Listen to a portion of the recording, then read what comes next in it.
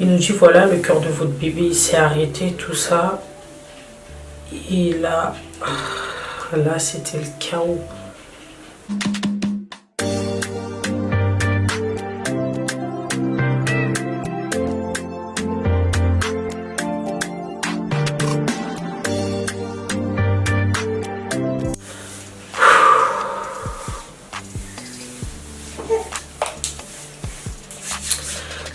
Salut, j'espère que vous allez bien.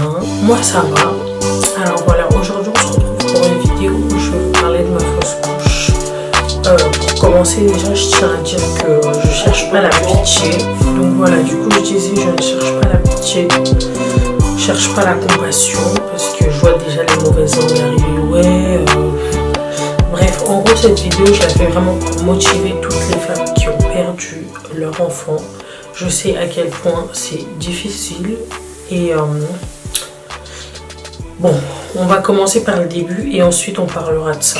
En gros, ce qui se passe, c'est que je sais pas si vous avez vu mes vidéos sur mes règles, mais moi en fait je suis une fille, j'ai jamais mes règles et je connais pas ma période d'ovulation. Ça veut dire que ça fait 5 ans que je suis avec mon chéri, qu'on a des rapports sans protection et en 5 ans je suis tombée enceinte genre 3 fois, mais vraiment avec des années d'écart, tu vois. Mon premier fils il a 3 ans, le deuxième c'était la fausse couche et là ma fille, la dernière, la troisième, elle a 5 mois.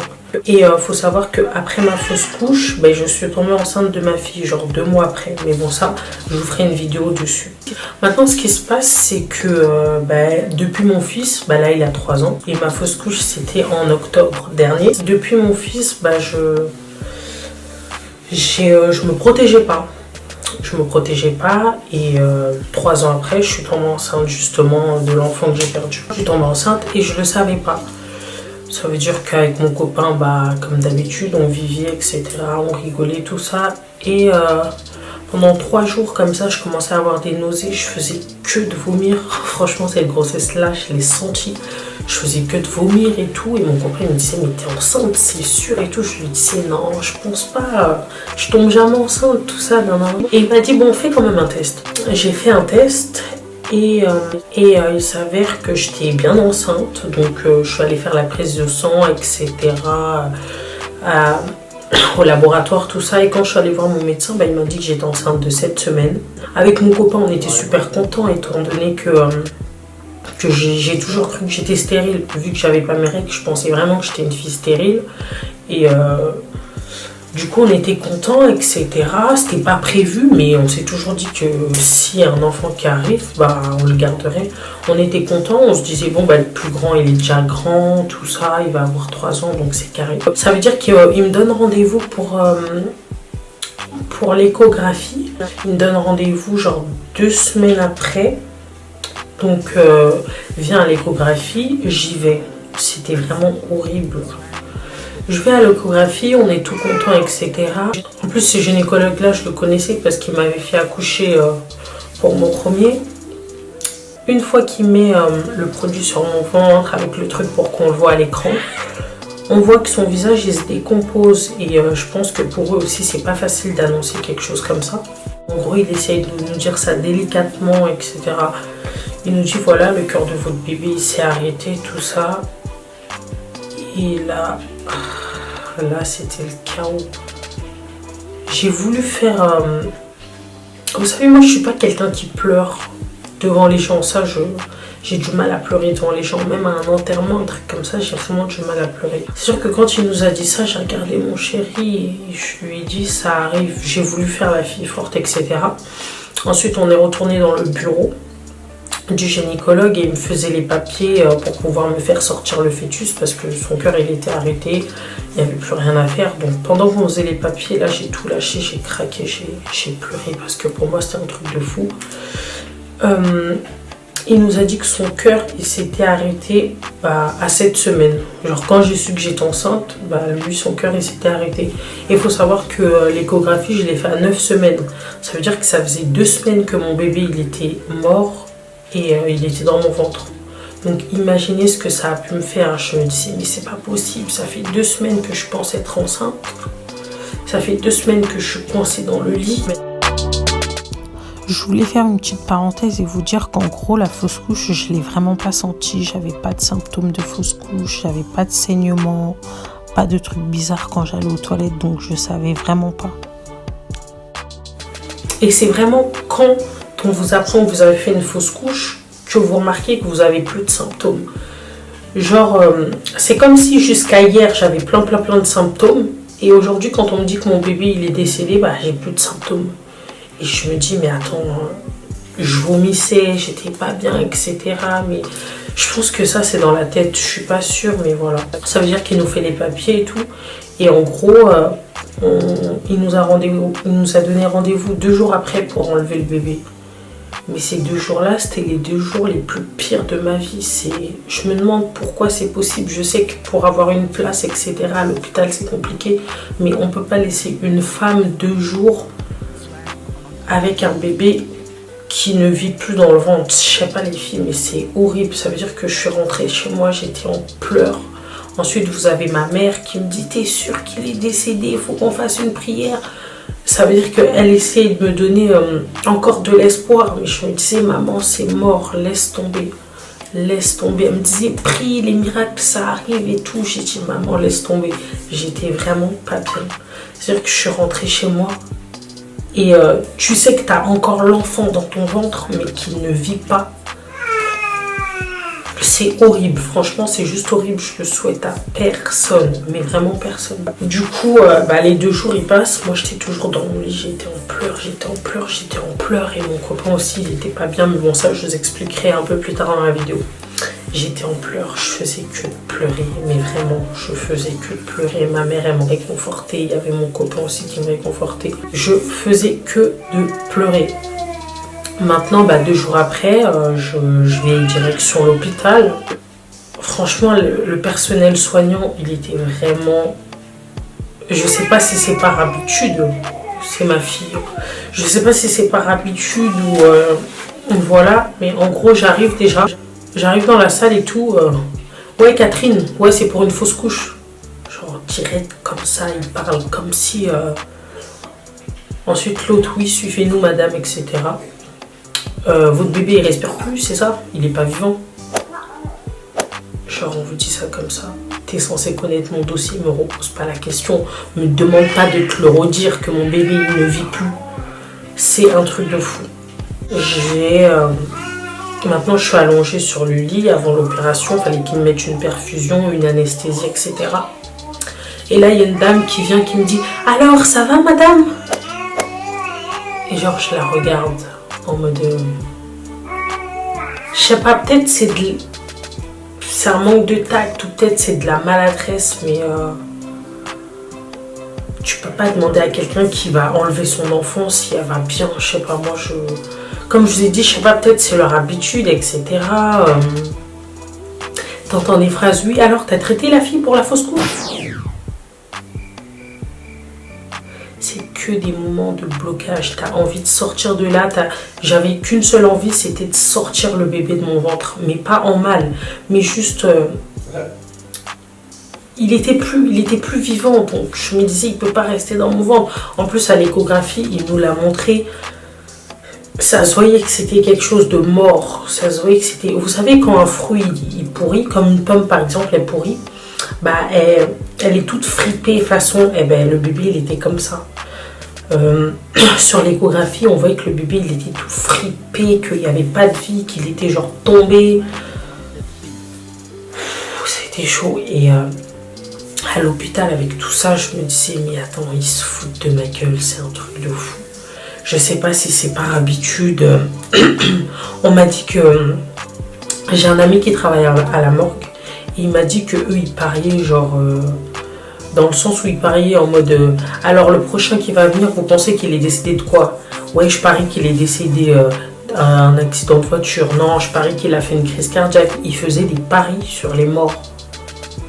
Et bref, je me dis peut-être que c'est une habitude. Pour eux, c'est banal parce que les fausses couches, ils envoient plein défilés. Mais moi, j'aurais préféré avoir un soutien aussi de la part de l'hôpital. J'aurais préféré avoir peut-être pas un suivi, mais au moins être bien traité quand j'y étais. Le pire des pires, c'est que l'endroit où on m'a enlevé le bébé, il y avait une maternité juste à côté. Ça veut dire que j'entendais tous les nouveau-nés pleurer. Je me disais, moi je suis là, je suis en train d'enlever un bébé, les autres ils viennent d'avoir leur bébé. C'était vraiment horrible. Je souhaite ça à personne. Là, je vous ai raconté un petit peu comment j'ai su que j'étais enceinte. Je vous ai raconté un petit peu comment on m'a enlevé mon bébé, etc. J'étais sous anesthésie. On m'a enlevé mon bébé. L'opération, elle dure vraiment pas longtemps, genre 15 minutes. Et je suis sortie dans la journée même. Fallait juste que je me repose de 1 heure ou 2 et voilà, je suis sortie. Mais ce que je trouve vraiment dommage, c'est que les fausses couches aujourd'hui sont banalisées par les hôpitaux. J'ai une cousine qui a fait une fausse couche à 7 mois. J'ai une amie qui a fait une fausse couche à 5 mois. Elles ont eu droit à un enterrement. Ça veut dire que moi, j'ai fait ma fausse couche à 7 semaines. Certes, c'était même pas un bébé, c'était qu'un tout petit truc. Mais j'aurais quand même voulu l'enterrer. J'aurais quand même voulu... Je vous promets, c'est pas facile. J'aurais quand même... Oh là là là là. Hey, maman, vous me connaissez, je peux jamais montrer que je suis... J'aurais quand même voulu aller le voir de temps en temps, parler avec lui, comme si c'était quelqu'un, quoi. Et en fait, après ma fausse couche, plus rien. Genre, plus rien. On vous dit juste de rentrer chez vous. Alors qu'il y a des gens qui ont pu aller enterrer leur enfant, il y a des gens qui peuvent aller voir leur enfant. C'est pas parce que c'était une graine, disons, que voilà, pour moi, ça reste un bébé, ça reste un de mes enfants, quoi. Je sais pas comment vous expliquer. Pour eux, c'est vraiment genre juste qu'un fœtus. L'enfant n'était même pas, c'est un embryon, voilà. C'est un embryon, une petite graine qui était juste en train de se créer. C'était pas encore un bébé formé. Mais nous, maman, pour nous, c'était notre enfant. Je me voyais déjà, on se voyait déjà acheter une voiture familiale avec mon chéri. On avait déjà pris les devants et tout. Et je trouve que c'est dommage de banaliser ça. C'est dommage. Après, je sais pas pourquoi j'ai fait une fausse couche. J'ai mon médecin, mon gynécologue qui m'a dit qu'ils allaient faire des recherches. Et il m'a dit de revenir dans 2 semaines. Si jamais ils trouvent la cause, ils me diront pourquoi. Et je suis pas y allée parce que je voulais pas savoir. Faut savoir aussi qu'avec mon chéri, ça n'allait pas. Genre, on était vraiment en période de forte embrouille, les sombres embrouilles. Vous savez, quand limite vous supportez plus la personne. Faut savoir aussi que je mettais une gaine pour perdre du ventre. En plus, c'est trop bizarre. Ma mère, elle m'a dit, pourquoi tu mets une gaine? Tu sais que si t'es enceinte, ton bébé, il va pas vivre, etc. Comme par hasard, ma mère, elle m'avait dit ça dans la semaine. Peut-être que si je l'aurais écouté, le bébé, il serait pas décédé. Mais je sais pas. Donc, il y a tout un truc qui fait que... Voilà. Une fausse couche, ça peut être pour plusieurs raisons. Ça peut être pour le stress, ça peut être pour des soucis. Si vous n'êtes pas bien dans votre vie, si vous n'êtes pas bien mentalement, moralement, physiquement, vous pouvez perdre l'enfant parce qu'il ressent en fait vos émotions. Ça peut être pour, par exemple, pour le fait que j'ai mis ma gaine, etc. Donc je sais vraiment pas. Des fois, je me sens coupable, mais des fois, je me dis que c'est peut-être la vie. Des fois, je me dis aussi c'est peut-être un rappel de Dieu parce qu'à cette période-là, je priais plus. Donc peut-être qu'il a voulu me réveiller. En fait, à chaque fois qu'il m'arrive quelque chose dans ma vie, je vois le positif. Ça veut dire que des fois, quand il y a un décès ou un truc grave, je me dis, ah, c'est peut-être un rappel. C'est peut-être un rappel qui te dit, réveille-toi, tu dois prier. Peut-être que si tu aurais prié, eh ben, il ne serait pas arrivé ça. Nanani, non. Et voilà. C'était tout ce que je voulais vous dire concernant l'hôpital, mais je voulais vraiment insister sur le fait que pour moi c'était mon enfant. Genre même maintenant quand on me dit quelque chose, je dis que j'ai eu 3 enfants quoi.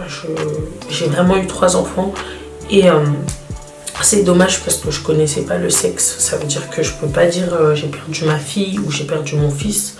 Avec mon chéri, on l'appelle juste bébé 2 parce qu'on ne sait pas si c'était une fille ni si c'était un garçon. Voilà. D'un côté, je me dis c'est mieux que j'ai pas su le sexe parce que sinon ça allait peut-être pire. J'allais me dire oh là là, j'ai perdu ma fille, etc.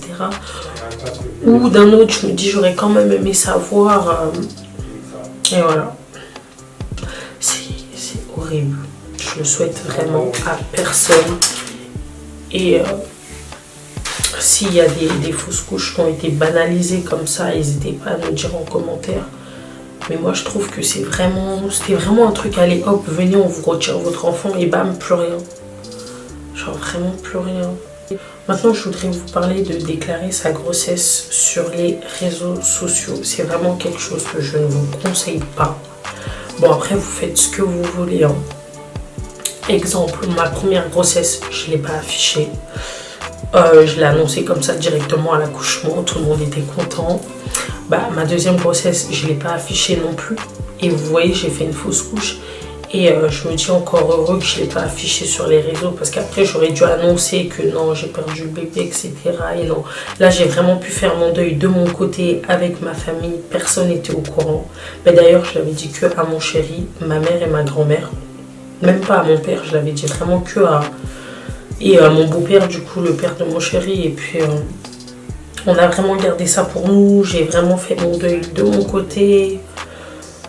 C'était compliqué, mais encore une fois, si je l'aurais annoncé sur les réseaux, ça allait être d'autant plus compliqué. J'allais recevoir des messages. Vraiment désolé pour toi, etc. Et ça fait que remuer le passé. C'est bien gentil, mais ça fait que remuer le couteau dans la plaie.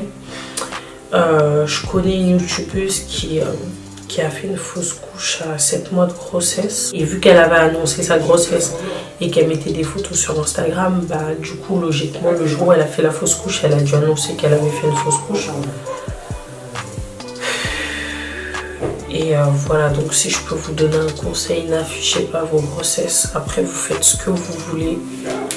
Mais voilà. Il y a aussi l'œil qui joue. Vous allez annoncer votre grossesse. Il y a l'œil et vous allez perdre votre enfant. Moi, pour ma part, je crois pas à l'œil. J'y crois pas du tout. Enfin, je sais pas, peut-être que c'est vrai. Mais moi, je suis une personne qui prie. Donc, je me suis toujours dit, les trucs comme ça ne m'atteindra pas. Voilà, c'est un des conseils que je voulais vous donner. Et en plus, à cette période-là, il y avait Jazz aussi qui avait fait sa fausse couche. Vous savez, Jazz de la télé-réalité, la GLC Family. Et elle reprochait justement à ses abonnés de l'avoir fait perdre son bébé. En gros, elle disait qu'elle avait fait une fausse couche à cause d'eux, à cause de leur mauvaise foi, à cause de leurs mauvais commentaires. Et moi, de mon côté, je me disais, mais elle dit n'importe quoi. C'est n'importe quoi. Peut-être que ça a joué sur son émotion à elle et qu'en n'étant pas bien, elle a perdu son bébé.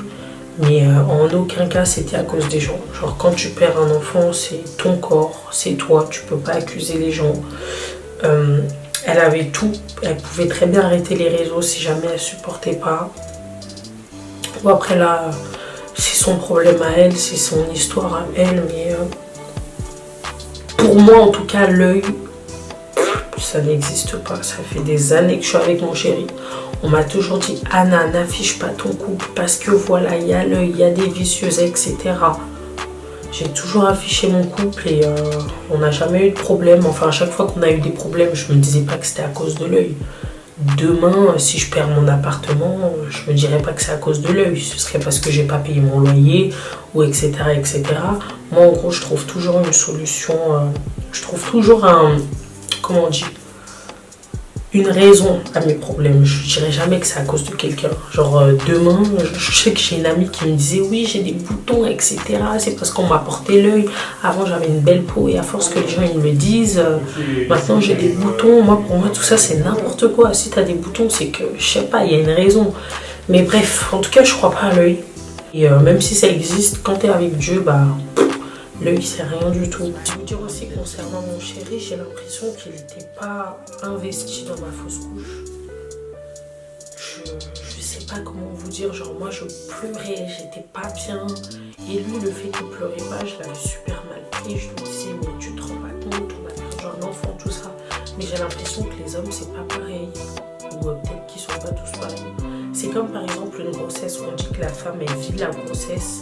Mais l'homme, c'est pas qu'il est pas investi, mais genre lui, il sent pas les coups du bébé, il sent pas les...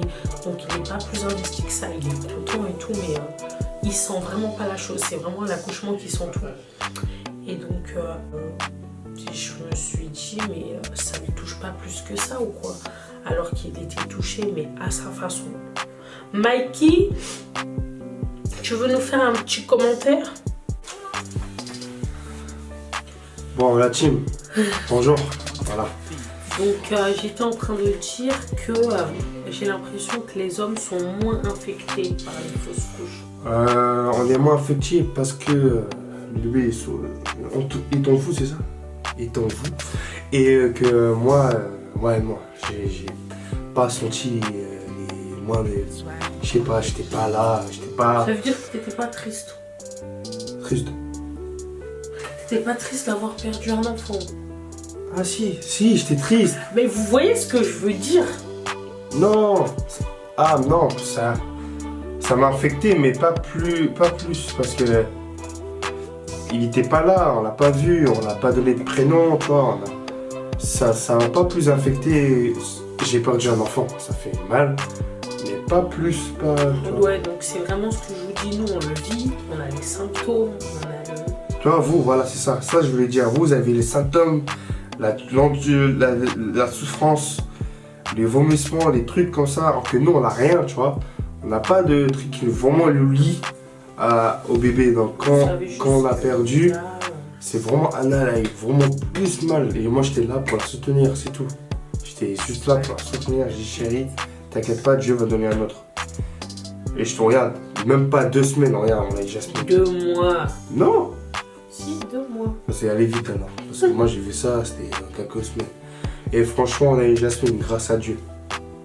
On remercie toujours Dieu parce que Dieu, il est grand.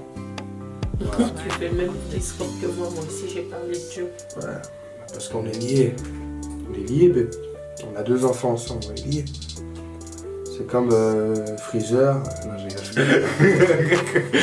La team, bientôt, une vidéo, restez branchés. D'ailleurs, on va faire une vidéo sur le fait que tu ne croyais pas en Dieu et que je l'ai ramené sur le bon chemin. Arrête, chose hein. qui n'a pas été Non, parce facile. que faut bien expliquer, chérie.